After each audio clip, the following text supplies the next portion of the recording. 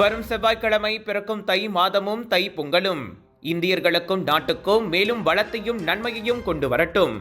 குஸ்கோப் எனப்படும் தொழில் முனைவோர் மற்றும் கூட்டுறவு மேம்பாட்டுத்துறை துணை அமைச்சர் டத்தஸ்ரீ ரமணன் ராமகிருஷ்ணன் அவ்வாறு கூறியுள்ளார்.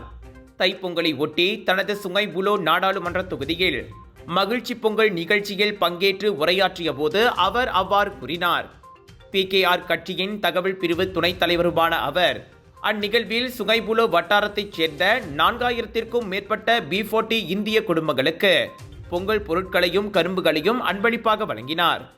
இது கடந்த 2 ஆண்டுகளாக நடைபெற்று வருவதாகும்.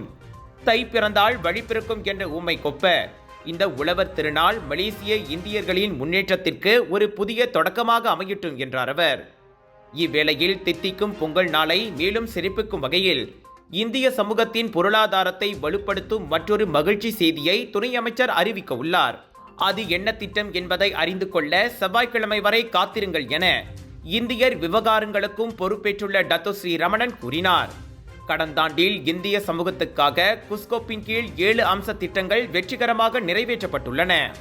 வணக்கம் மடானி தொடங்கி பூமி இந்திய தொழில் முனைவர் மேம்பாட்டு திட்டம், பெண் தொழில் முனைவர்களுக்கு அபானா இக்தியார் கீழ் பேன் திட்டம், பிரீஃப் ஆய் தொழில் முனைவோர் கடனுதவி திட்டம் என அப்பட்டியல் நீளுகிறது.